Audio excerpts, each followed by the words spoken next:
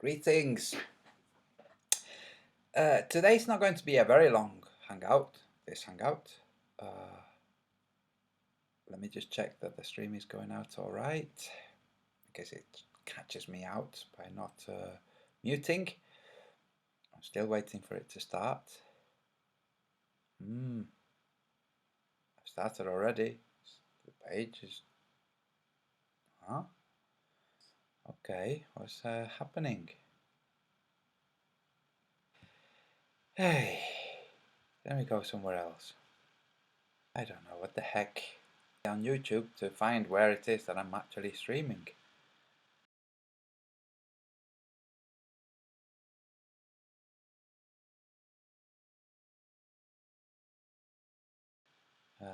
Let's see if I'm streaming here. I'm looking.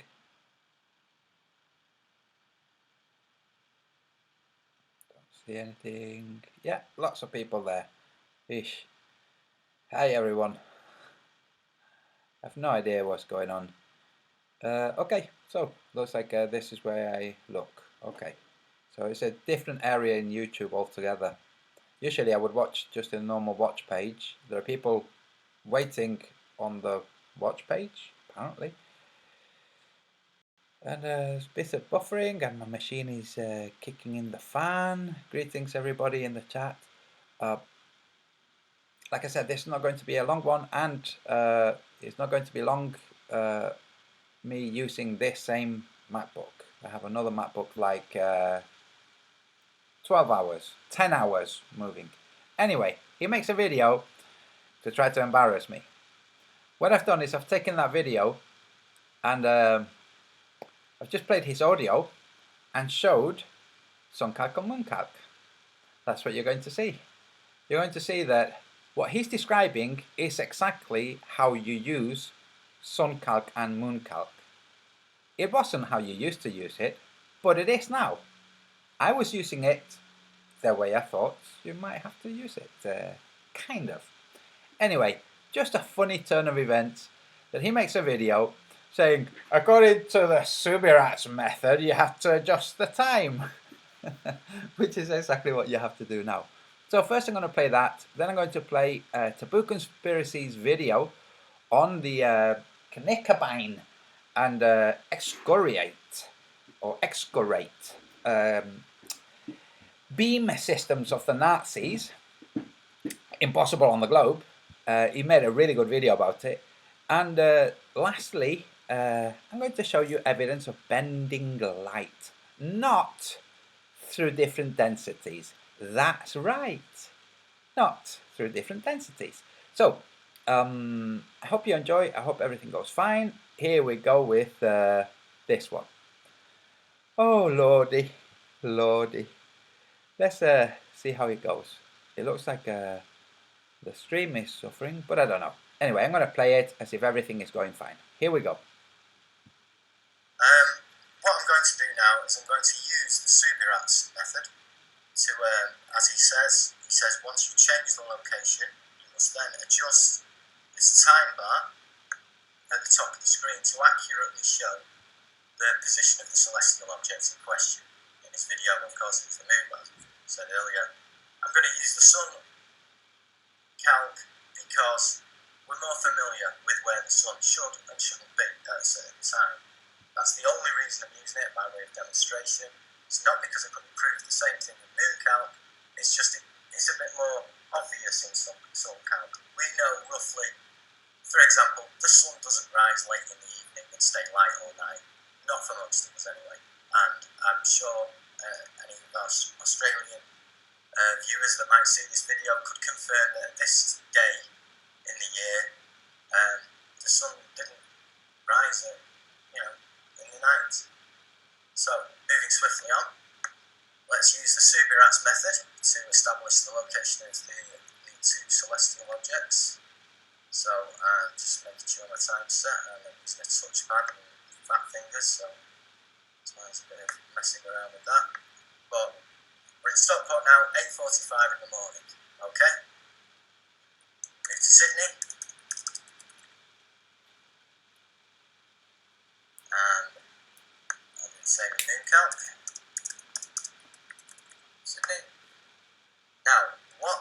Subirats method dictate is that this is not enough. This isn't the position of the celestial objects at this time. What we have to do is we look at the local time down here and we go, okay, it's 1945 in Sydney. So what we now have to do, apparently, is take this time bar and move it to 1945. Which is exactly what you have to do. 1945.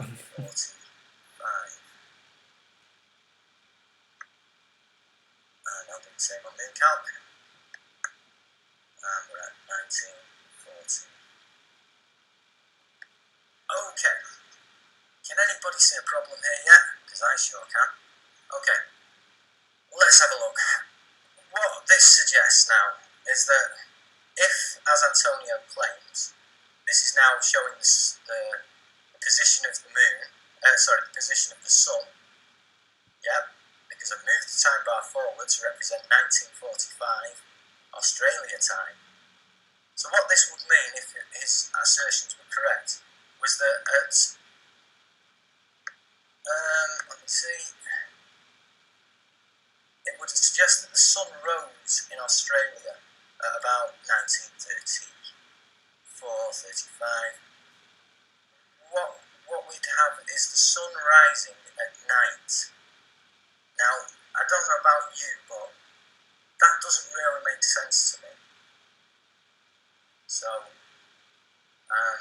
yeah. But that's what we have. According to Flat Earth Guru and Rising Star Antonio Subirats, that's correct. Does the sun rise at 1945 at night in Australia?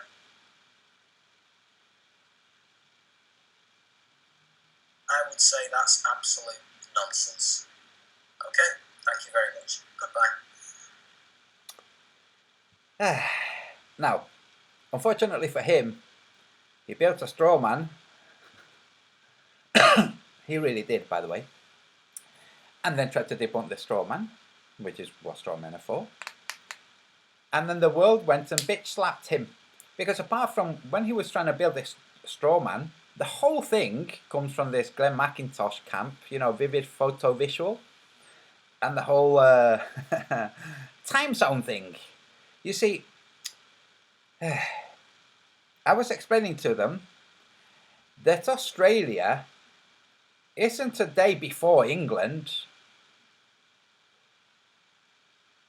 So what he did in the video, that's just a small portion, was he's looking at February 19th from Britain, and then sets up SunCalc and MoonCalc for February 18th, Australia. Hello, who doesn't really understand time zones, Glenn and Pete? So, anyway, that was Pete. I won't say your surname, because even though you did do all of your thing, but never mind. Right, now I'm going to play Taboo Conspiracy's absolutely excellent video. I'm going to play it full screen, and it is a really good video. So, volume up. I wanted to first thank Antonio Subirats for pointing this issue out in his video, Globling Accidentally Destroys the Globe. For this video, I wanted to quickly cover the Nicobine transmitters and how these transmitters prove the globe model faults. You'll remember in my recent video on the ionosphere hoax that naysayers told Guglielmo Marconi that he could not transmit radio waves across the Atlantic Ocean due to the curvature of the Earth. In fact, if the globe model was correct, these naysayers were mathematically right, as Guglielmo's antenna should have been approximately 527 miles below the horizon at that distance. However, Marconi proved them wrong. Like Marconi, we run into a similar issue with respect to the World War II German Nicobine transmitters.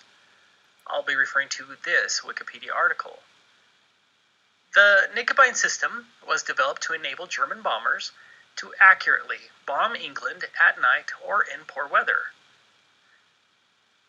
How it roughly worked was that one radio signal would detail the path of the bomber. The second radio signal from a different location would then tell the bomber when it was over its target. The beam from a single transmitter would guide the bombers towards the target, but could not tell them when they were over it. To add this ranging feature, a second transmitter, similar to the first, was set up so its beam crossed the guidance beam at the point where the bombs should be dropped. The aerials could be rotated to make the beams from the two transmitters cross over the target. The bombers would fly into the beam of one and ride this beam until they started hearing the tones from the other on a second receiver. When the steady on-course sound was heard from the second beam, they dropped their bombs. The Knickebein system was brilliant. But are you starting to see the globe problem here? Efforts in Britain to block the Knickebein system took some time to get started. Well, in other words, lives were lost because of this delay. British intelligence at the Air Ministry, led by R.V. Jones, became aware of the system when the Royal Aircraft Establishment analyzed a downed German bomber's Lorentz system and observed it was far more sensitive than required for a mere landing aid. Secretly recorded transcripts from German prisoner of war pilots indicated this may have been a bomb-aiming aid. Winston Churchill had also been given ultra-intelligence from decrypted Enigma messages that mentioned bombing beams. When Jones mentioned the possibility of bombing beams to Churchill, he ordered further investigation. The British codenamed the system Headache. Many in the Air Ministry did not believe that the system was in use. Frederick Lindemann, leading scientific advisor to the government, argued that any such system would not be able to follow the curvature of the Earth, although T.S. Eckersley of the Marconi Company has said it could. Eckersley's assertion was eventually demonstrated after Churchill ordered a flight to try to detect the beams. The RAF lacked equipment capable of detecting 30 to 33 megahertz Lorentz signals, so they purchased an American Helicopters S-27 amateur radio receiver from a shop in Lisle Street, London. The receiver was fitted into an Avro Anson and operated by a member of the Y Service. The flight was nearly canceled when Eckersley withdrew his assertion that the beams could bend round the Earth. Jones saved the flight by pointing out that Churchill himself had ordered it, and he would make sure that the Prime Minister would get to know who canceled it. The crew were not told any specifics and were simply ordered to search for radio signals around 30 megahertz having Lorentz characteristics, and if they found any, to determine their bearing. The flight took off and eventually flew into the beam from Cleve on 31.5 megahertz. It subsequently located the crossbeam from Stolberg. Its origin was unknown prior to this flight. The radio operator and navigator were able to plot the path of the beams and discovered that they intersected above the Rolls-Royce engine factory at Derby. At that time, the only factory producing the Merlin engine. It was subsequently realized that the argument over whether the beams would bend around the Earth was entirely academic, as the transmitters were more or less in line of sight to high-altitude bombers. Let me point that out again. It was subsequently realized that the argument over whether the beams would bend around the Earth was entirely academic, as the transmitters were more or less in line of sight to high-altitude bombers. Is Wikipedia right? Were the transmitters in line of sight to the high-altitude bombers? Line of sight is necessary because Knickebein was a line-of-sight system. So, where were these Knickebein transmitters? Here's a small map. Here's a video clip describing the curvature debate between physicist R.V. Jones and Churchill's leading scientific advisor, Frederick Lindemann. There is a Knickebein station at Cleves. Somehow, a transmission from it has been confirmed at this position over in England, and the simplest interpretation was that a navigational aircraft had been out, located where the beam was positioned on this particular occasion. Dr. Jones took the message to Professor Lindemann, his old tutor and now scientific advisor to Winston Churchill, and tried to persuade him of the serious threat posed by the Knickebein beams. But Lindemann was not convinced, pointing out that at the high frequencies necessary for an accurate beam, the curvature of the Earth would prevent its being directed against targets in Britain. Nevertheless, Dr. Jones was convinced that his theory was correct, that the German bombers were using their Lorenz blind landing sets to fly the long-range beams. And if this was so, then the threat was very grave indeed, because all German bombers carried this equipment as standard. Therefore, all of them were potential beam flyers. But Lindemann was not convinced, pointing out that at the high frequencies necessary for an accurate beam, the curvature of the Earth would prevent its being directed against targets in Britain. Excuse me. Was Lindemann right about the globe map? Lindemann was absolutely right about the globe map. The first transmitter was set up on Stolberg Hill, located near Denmark. The hill has an elevation of 142 feet. Let's say there was a 200-foot Knickebein tower on top of the hill, which looks something like this, giving a maximum transmission height of 342 feet. The target, the Rolls-Royce factory in Derby, was at an elevation of 180 feet. The distance between Derby and Stolberg Hill is 443 miles. That gives us a target hidden height of 117,504 feet. The second tower was in Cleve. Cleve has an elevation of 39 feet, and add a 200-foot tower to get us to a maximum transmission height of 239 feet. Cleve was 331 miles away from Derby, England. That means Derby should have been 64,844 feet below the horizon. There is simply no way that there should have been any line of sight between the towers and the German bombers, which only flew at 19,200 feet. There would only be a line of sight on the flat Earth model. Looks like Wikipedia got it very wrong. In summary, the line of sight Knickebein system is a very strong proof of the flat Earth and demonstrates the foolishness of those who believe in the imaginary curvature of the Earth. Bong. So, what does that mean? It means that the physicist Lindemann, who was the superior to R.V. Jones, was wrong. He was wrong. R.V. Jones was correct. R.V. Jones had proposed the system in the first place. So, if you watch the documentary, you'll hear that Jones, a physicist, okay, he was the Air Ministry's intelligence officer.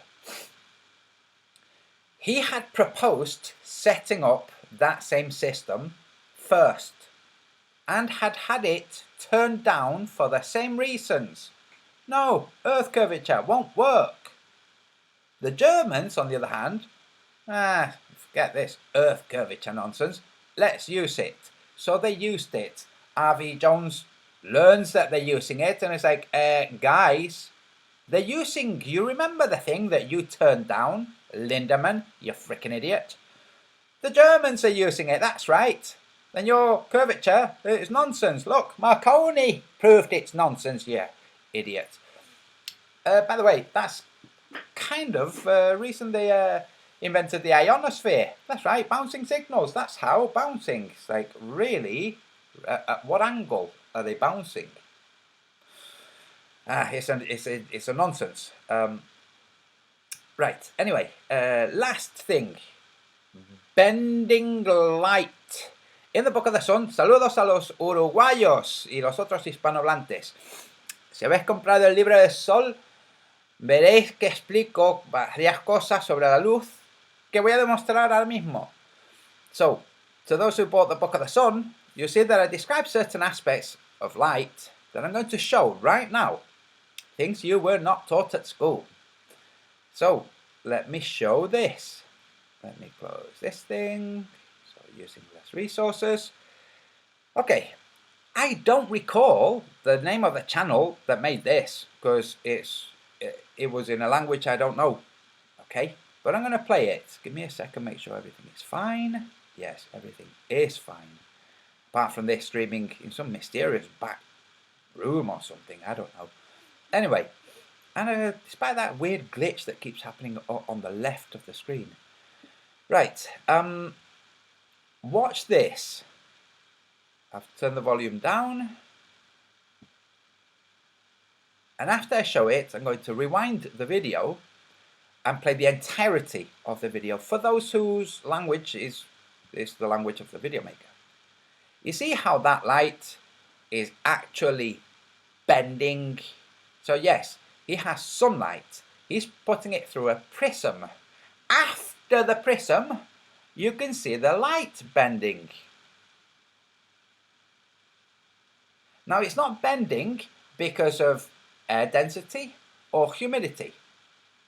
It's bending because that's what light does. Now, in the video, I'm going to now play the video in its entirety. In the video, he's saying, look, guys, NASA knows this. How can we establish that NASA knows this? Well, because they display it in this red delta shape.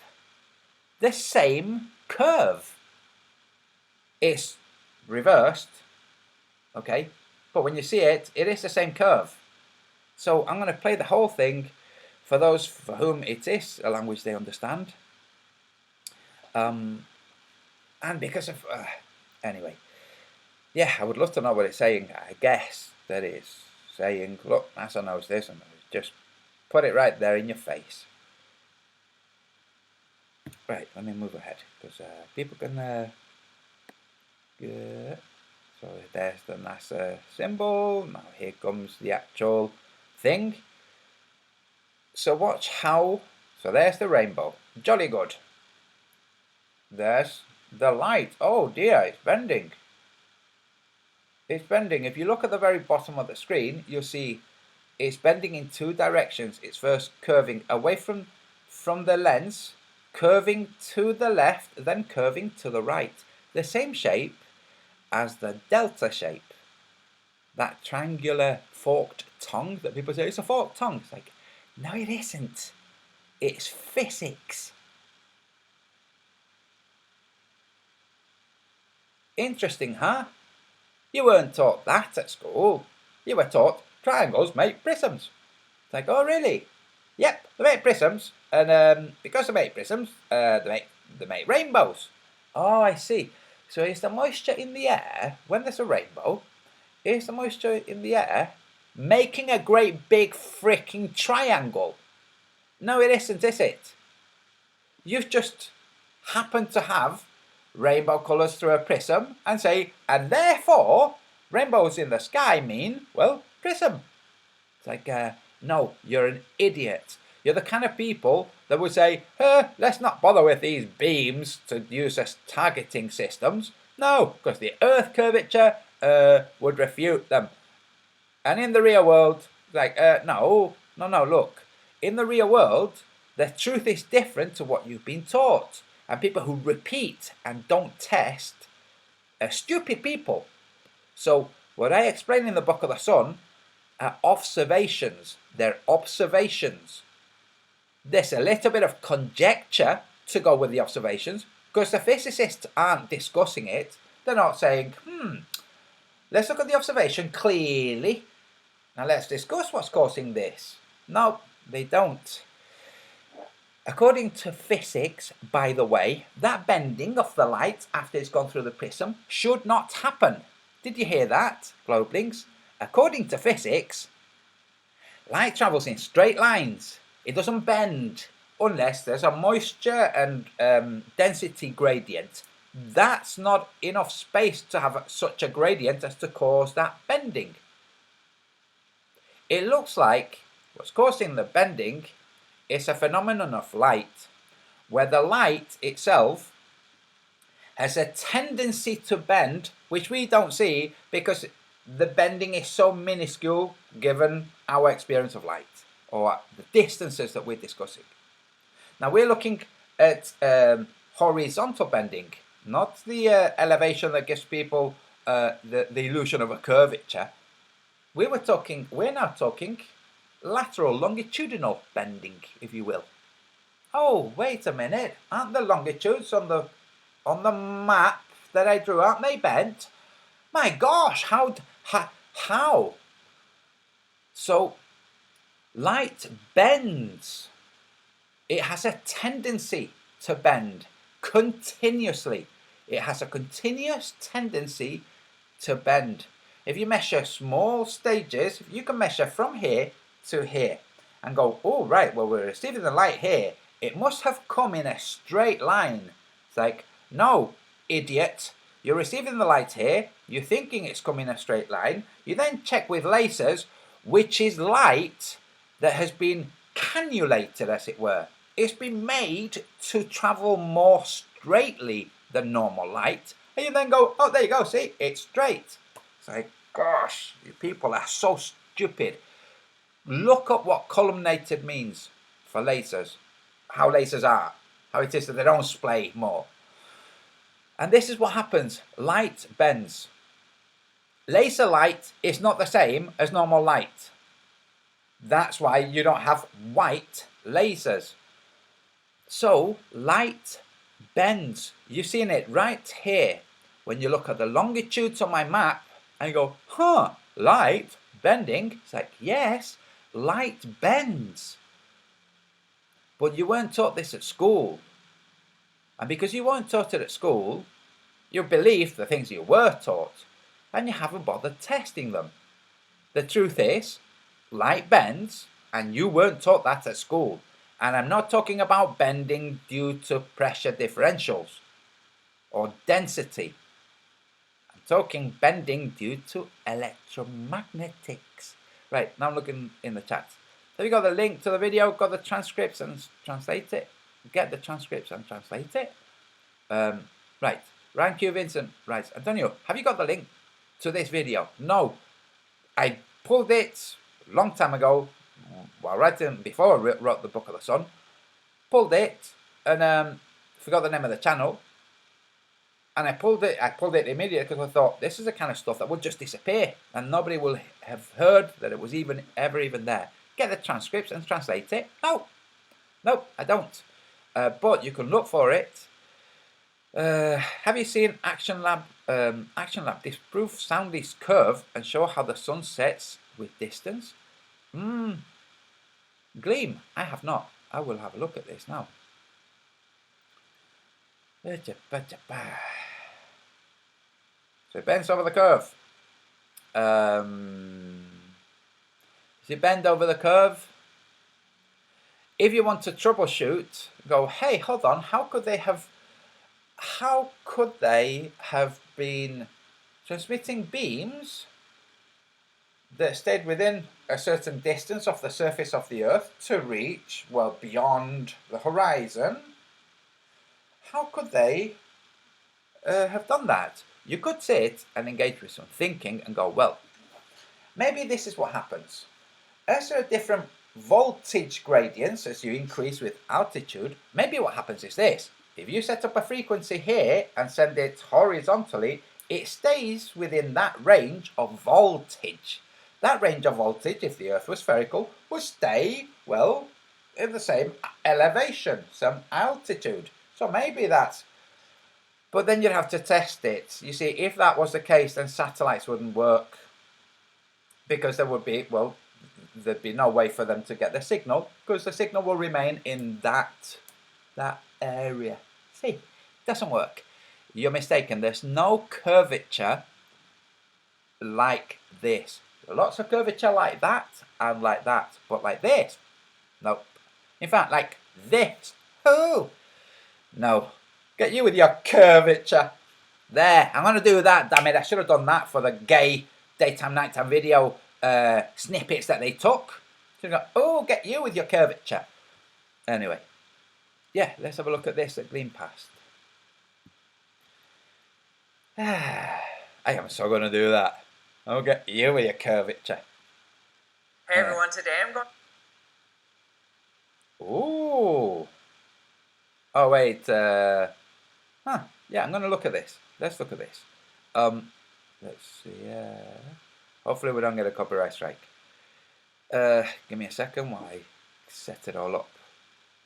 Material, so crazy material that you can make at home that actually bends light.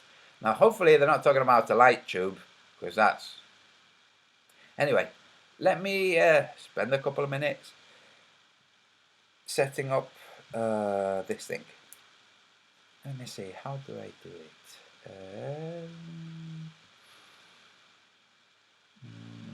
Yes, wait a second, I know how I do it. Wow, the fan is really loud. Just bear with me while I fiddle with this OBS thing.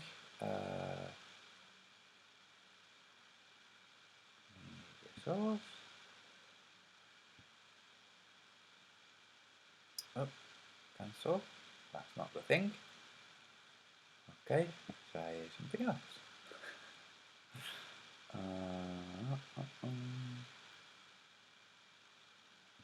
Window capture. No, not that. That's horrible.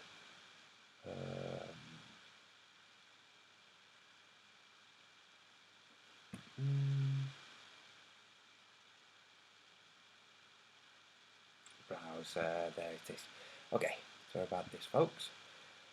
It's still all new to me. Right. Paste the link. Guys in the chat, you've got the link. Gleam pasted the link in the chat. It's that link that I'm using right now. Trying to use, my system unfreezes. Okay, paste. Okay. Do at home that shows you how to bend light. But before I do that experiment, I want to first convince you that light moves in a straight line. Okay, proof number one that light usually moves in a straight line. You can't see me right now. So if light didn't move in a straight line, you'd be able to see me right now because the light would just come from my face, go around this block here, and go to the camera. But you don't see me right now, and the reason is because this is in the straight path between me and the camera. But as soon as I move it out of the way, damn it, then I can't you can pause see it. me because the light can go straight from my face No, to the camera. the reason is... But you may say, if light only moves in a straight line, how come someone that's in front of me can see my face and someone to the side of me can see my face? If it only goes in a straight line, wouldn't it just hit the person in front of me? Well, no, because even though light always moves in a straight line, it doesn't say which direction that's... Enough of that. I'm going to show it some other way. Hey, why don't we check what light does by checking just a minuscule little distance, like from the camera to my face on the piece of paper? You frickin'... Anyway. I will display it in a different way. Hopefully one that allows me to actually hit play and control it. Give me a second.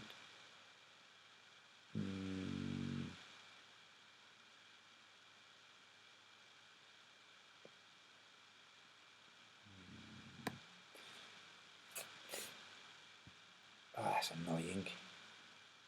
Device. Nope. So.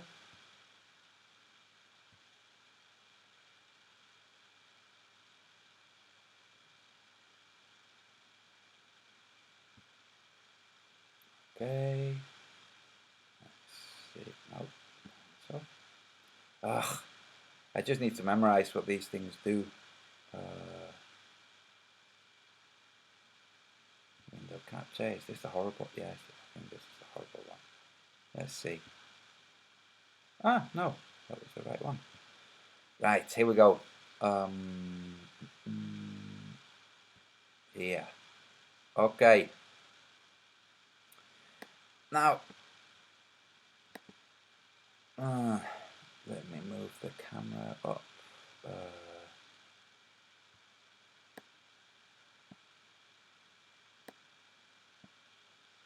Right. Just so I can critique. That was very stupid. Oh, but light, very... Oh, God. Like, anyway, let's watch this. Here we go. Gonna start again. We're gonna try and convince us that light travels in straight lines. I think it might be leading up to... But light doesn't really travel in straight lines. You know, seeing as though his thing is said, things at home that actually bend light. Okay. Hey everyone, today I'm going to be showing you a crazy cool experiment that you can probably do at home that shows you how to bend light. But before I do that experiment, I want to first... Wait, sorry. I'm going to separate the other window so I can see the chat. Let me make sure that I'm still showing that. Yes. Okay, so here we go. You that light moves in a straight line. Okay, proof number one that light usually moves in a straight line. You can't see me right now. So if light didn't move in a straight line, you'd be able to see me right now because the light would just come from my face, go around this block here, and go to the camera. But you don't see me right now, and the reason is because this is in the straight path between me and the camera. But as soon as I move it out of the way, then you can see me because the light can go straight from my face to the camera. But you may say, if light only moves in a straight line, how come someone that's in front of me can see my face and someone to the side of me can see my face? If it only goes in a straight line, wouldn't it just hit the person in front of me? Well, no, because even though light always moves in a straight line, it doesn't say which direction. Stop with your gibberish. I'm moving to 9:35 because Gleam just said skip to 9:35. Actually, I'm going to skim. Oh yeah, let's go here. Build my vacuum chamber up with a very specific material. And what this material is going to do is towards the bottom, when I move my beam of laser down towards the bottom, it's going to bend it so that it points at the bottom instead of just going straight. Okay, here we go, shining my laser through it. He said with a very specific material. Hey, what is that very specific material? It's water and sugar. Oh, that's incredibly, trade secret. I'm going to play it again, charlatan. Build my vacuum chamber up with a very specific material. And what this material is going to do is towards the bottom, when I move my beam of laser down towards the bottom, it's going to bend it so that it points at the bottom instead of just going straight. Okay, here we go, shining my laser through it. Look what happens. A laser is not a normal light, by the way. But never mind. As it gets near the bottom. Look how it looks like it's attracted to the bottom. So it curves. So cool. Our atmosphere must be a fluid, which it is, filled with sugar. That's why the light oh no.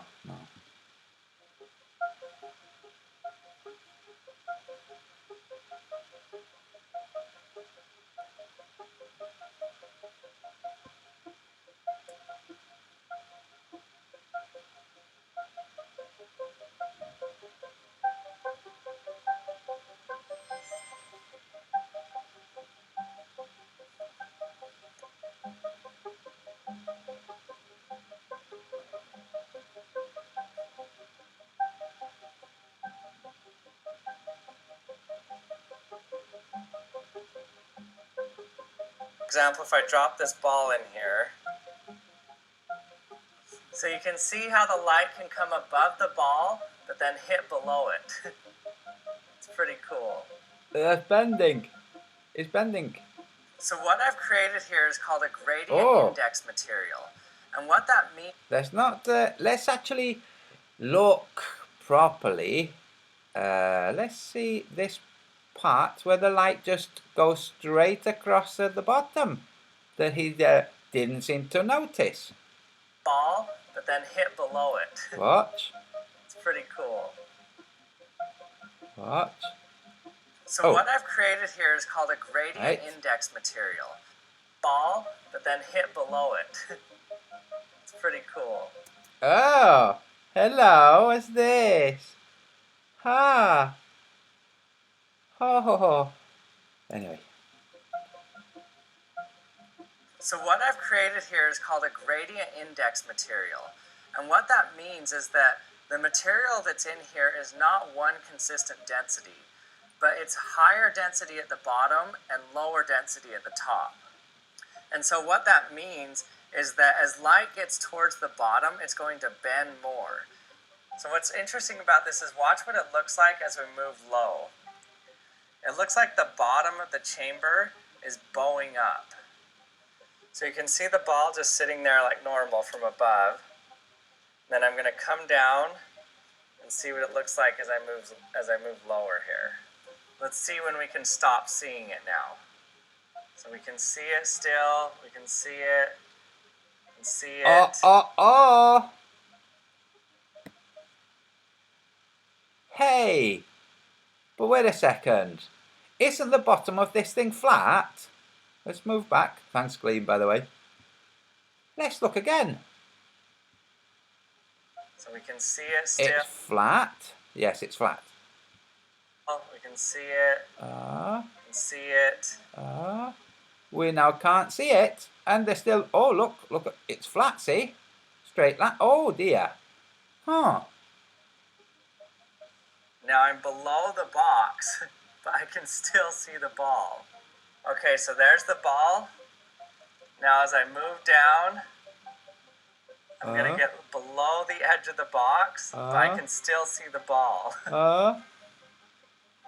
So no. Let's zoom in. No, you can't see the ball. Don't lie. It looks like it's gone.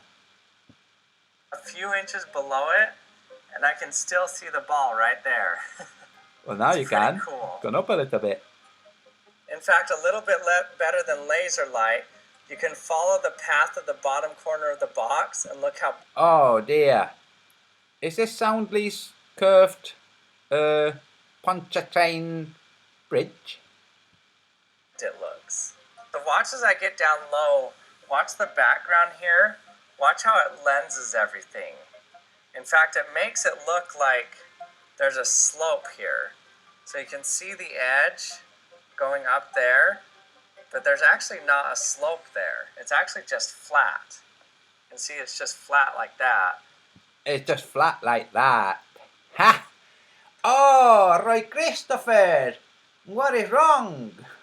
You can actually create something like this yourself just by using water and sugar. So that's all right. I did here is fill this up with water and then put a layer of sugar on the bottom. And I let the layer of sugar sit there for about 24 or 48 hours. So the sugar dissolved, but it didn't dissolve evenly throughout the whole container. It just stayed on the bottom because the sugar water is more dense than regular water, so all the sugar that dissolved in the water stayed at the bottom. Basically what that does is create a density gradient where it's densest at the bottom and least dense at the top. So if you... Hey, doesn't salt do the same thing? Doesn't salt increase the density, but somehow it doesn't... It seems like it's not just like density. Huh, that's it. Otherwise you'd be using salt, which is much cheaper than sugar. Oh dear. If you haven't seen this phenomenon caused by this gradient index, you're probably wrong, because this is the same phenomenon that causes mirages on roads. So a mirage happens on a hot road because the light from the sky is coming down at an angle, but the air right above the road is a little bit hotter than the air in the sky. And so that causes that air to be a little bit less dense. And so it bends it the opposite way than what we saw in my experiment here. It bends it up more. So basically... Light, when it's bending due to density, bends towards the higher density. Not away from it. Towards. So warm air above road, less density, and then more density. And that's why the light bends there, and we receive it. Well, we don't have to scooch down to the ground. We can see it while standing up. We're not seeing it at the density of the light being bounced. We're seeing it from a point where it's much higher than that point. So it's bending from the point where it is, where the density is altering, bending from that point up towards our eyes too. The light comes down and it hits that less dense material and it gets bent up a little. And then it can shine kind of straight into your eyes as you're driving. No, not straight into your eyes, because you can see mirages. This camera is very close to the ground, but you can see mirages whilst you're stood up. So basically, you looking at it, it looks like the sky is actually in the road because you're seeing light that you assume is straight, but it's actually being bent from the sky and hitting you in the eye. It doesn't. Hey everyone, Oh, sorry, I hit something by mistake. Let me just go back because I want to show something. Something that most people don't notice, for goodness sake. It is not reflecting like the sky on the ground. It is reflecting like water on the ground, including reflecting this. I hope you can see my cursor. I have my cursor on the tree to the right. Dagnabbit. Let me see the stream and see whether you can actually see the cursor. Can you see the cursor, guys? Let me know if you can see my cursor.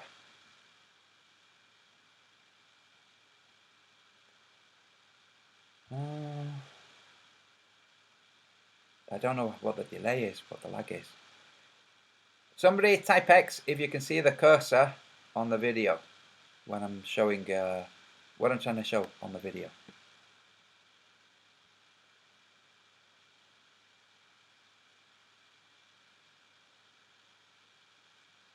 No, nobody responding. Can you see my cursor? Can't see it. Okay, thank you, Anita. Okay, then I'll use my spoken words. You see the far away parts where you can't distinguish between road and sky, and there's a little tree thing to the left, and then as you come towards you, and you move to the right side of the road, there's an overhanging branch, and that overhanging branch is reflected on the road just like it would reflect on water. The theory is that light is bending, and therefore, because it's bending, we can see it like it's this, like it's presenting. It's like, no, that theory is, your theory of light is wrong. We can determine that your theory of light is wrong by the fact that what's reflecting on the road is blurred, just like if it was reflecting on water. Water is a lot more mysterious thing and behaves and interacts with light in a much more mysterious way than physicists understand, because they think water is this compound of hydrogen and oxygen. It isn't. It's its own thing. Anyway, so you have that reflection that's blurry. That's how you would paint it. If you're going to paint this, I mean, obviously if you're going to paint this, you're going to paint it blurry. When you're painting reflections on water, you make them blurred unless you're trying to paint a completely still lake or pond. Also, the colour difference. So if we move over to the left now, where you've got that path that goes up to that upright tree or post, that sort of post, in the most distant one, at the end of that kind of reddish, brownish side of the road. Okay. If you look immediately to the left of that, you have some green shrubbery. If you look into the reflection, you see that that green shrubbery is slightly lighter in the reflection. This is what light does when it's reflecting objects. A dark object, it will reflect slightly lighter, and a light object, it will reflect slightly darker. It's quite a mysterious thing. In fact, you can see that with the white post, how its reflection in the water is slightly darker, whilst the green shrubbery next to it is slightly lighter in the reflection. This is indistinguishable from water. If that was water, you would not be able to tell the difference. So, the theory of light that the physicists have, including that fella, is wrong. It is just wrong, guys. You have to read the Book of the Sun to get a closer approximation to the truth than anything that the physicists have taught about light, including the double slit experiment. Anyway, let's have a look. I'm looking in the chat. Vinny TV, how are you doing?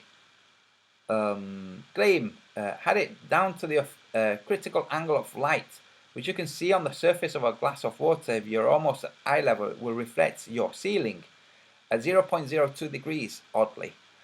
Yes, so light is fascinating.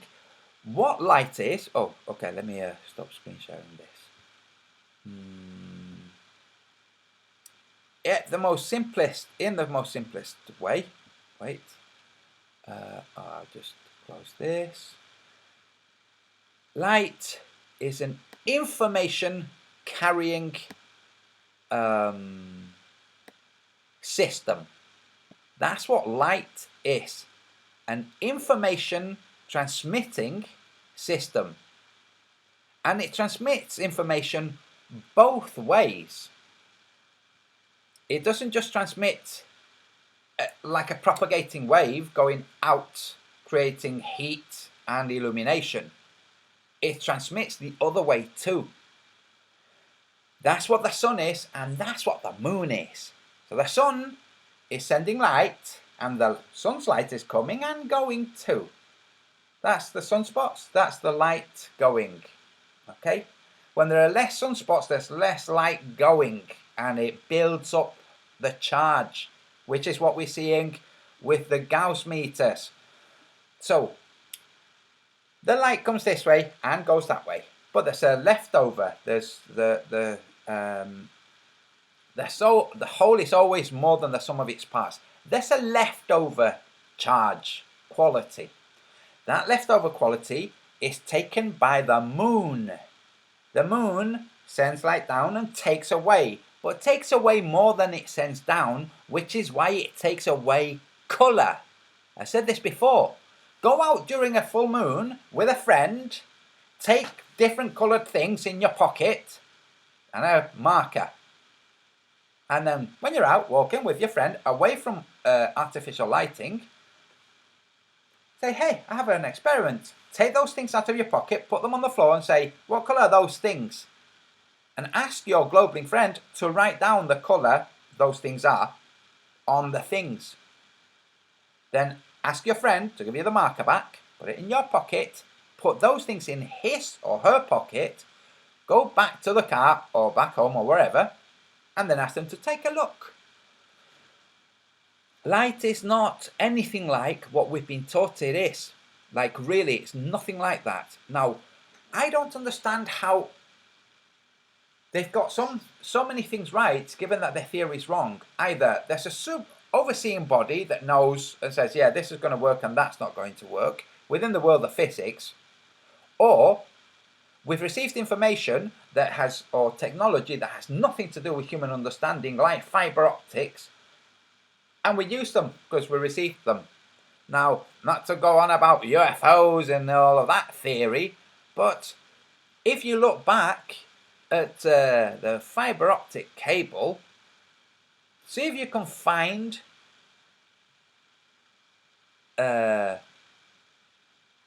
articles discussing fibre optic cables and how they work that were written before the fibre optic cables. Because it's fine writing something afterwards, like, oh, this works like this, let's have a look. Well, we think this is going on, and then write a paper about it. Like, no, see if you can find proposals and theories before the fibre optic cable. Anyway, there you go. Guys, that's it. I'm wrapping up. Thank you for that, Gleam. And everybody in the chat, good to see you. Oh, I see somebody without a wrench. Sane topics. Sane topics. You can have a wrench too. Now I'm going to quickly go through the chat and see if there's anybody else without a wrench. Gleam had it down for the critical angle of light. Yeah. Sorry. I'm scrolling quickly through the chat, see if I see anybody without a wrench. I don't, first glance. So,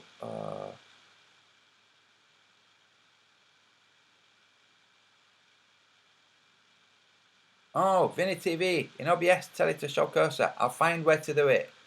I will, thank you. Okay, that's it, fellas, guys, people, girls. I'm going to quit. I hope you enjoyed that. Go back and watch it again if you didn't. If you didn't see the first part, especially the first part, just such a, like, that's interesting. And when I went to that Grobling and I said, remember that video you made about how badly I was using these things? Yeah. Have you used those things since? No. Do you know how you use them now? No. Exactly how I was using them. Huh? Huh? Anyway, Bye all. Stop streaming.